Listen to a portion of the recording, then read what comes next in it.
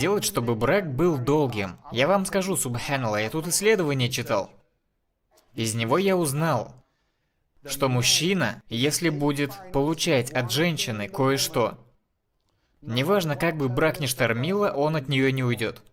И женщина, если будет кое-что получать от мужчины, то при любых трудностях она не уйдет от него. То есть одна вещь есть.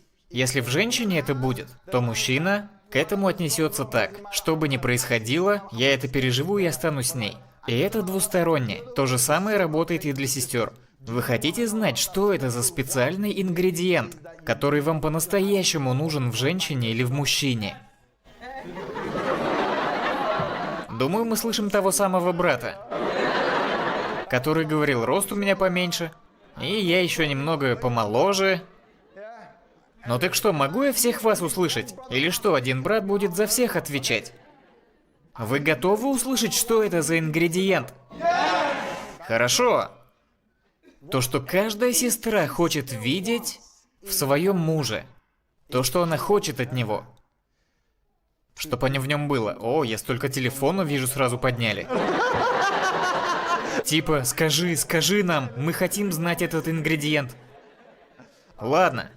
Чего же хочет каждая сестра от своего мужа? Она хочет, чтобы ее муж обеспечивал ей защиту, давал долгосрочную стабильность, был ее защитником, чтобы оберегал ее, чтобы когда она в нем нуждается, он был рядом, чтобы мужчина ее был сильным. Не только физически сильным, не только чтобы мышцы на солнце блестели. Да, будьте сильны физически, если можете. Но самое важное быть сильным внутри. Она хочет, чтобы ее мужчина был мужчиной. Так? Чтобы долгосрочную стабильность давал ей. Чтобы она чувствовала, что ей рядом с ним не о чем беспокоиться. Я прав, сестры? Спасибо. Так вот, а каждый мужчина хочет в женщине это спокойствие.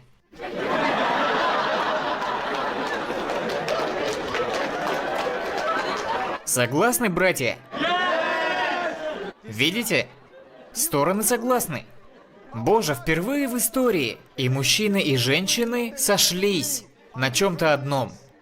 То есть вот это выявлено на основе исследований. Были рассмотрены старые, традиционные браки, люди, которые недавно или только что поженились. И люди пришли к таким выводам. И когда я смотрю в Коран, я вижу... Это так глубоко. Ведь в Коране так и говорится. В Коране это уже есть. Смотрите. Во-первых, сура женщины, аят 34. Аллах говорит, мужчина обязан расходовать деньги на женщину, должен защищать ее, предоставлять ей кров, он должен кормить ее, должен ее одевать. Даже если у нее уже есть одежда и еда, все равно он должен ее обеспечивать. Эту обязанность Аллах возложил на мужчину. Если посмотреть на суру «Рассказ», то Муса, мир ему, когда оказался в той ситуации, когда убегал от фараона, он оказался в местности, где две девушки пасли стадо, и там было много мужчин, которые хотели напоить свое стадо первыми. И он удивился, почему женщины не подходят, почему не подводят свое стадо к водопою. Он подошел к ним и спросил об этом. Они говорят, мы не можем подойти, мужчины свое стадо поют, а мы девушки слабые, у нас отец только. Муса, мир ему, поднялся, возможно, замечание сделал мужчинам, потом взял, одной рукой поднял крышку колодца, набрал воды, напоил стадо, которое пригнали те девушки, вернулся к дереву, под которым они ждали. В итоге девушки вернулись домой раньше. Это в Коране, сура Касас.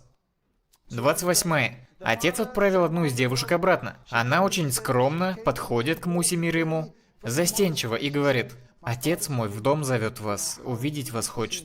Муса поднялся, он дорогу-то не знает, а она знает. И в итоге она же должна ему дорогу до дома показывать, в дом его как гостя проводить.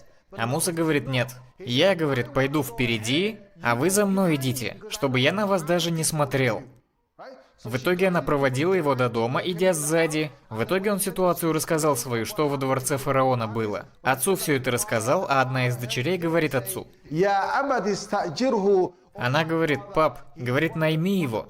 Найми на работу его, он же один из лучших, кто для такой работы подходит. И она описала его так. إنه لقوي أمين. Он, во-первых, действительно сильный, и во-вторых, она сказала, ему можно доверять. Она сказала, что он сильный, потому что видела, как он помог им со стадом. Мужчинам замечание сделал. Когда он крышку колодца поднимал, видела. И физическая сила у него была, и внутренняя. И ему можно доверять. Почему? Потому что он впереди пошел, чтоб на нее даже не смотреть. И сразу же отец посватал ему одну из своих дочерей. И он женился. Вот в таких обстоятельствах он нашел жену.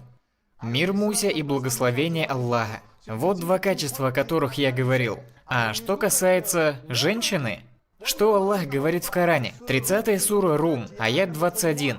He said, هو الذي خلق لكم من أنفسكم أزواجا. Он из вас самих создал для вас жен, ваши вторые половинки, لتسكنوا إليها. чтобы вы находили в ней успокоение. Понимаете, сестры?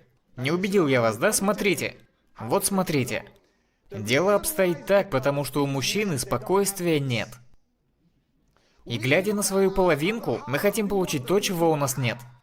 Парни отличаются от девушек. Я не говорю, что у женщин меньше прав. Не поймите неправильно, а то можете сказать: шейх, вы уже палку перегибаете. Я не перегибаю палку.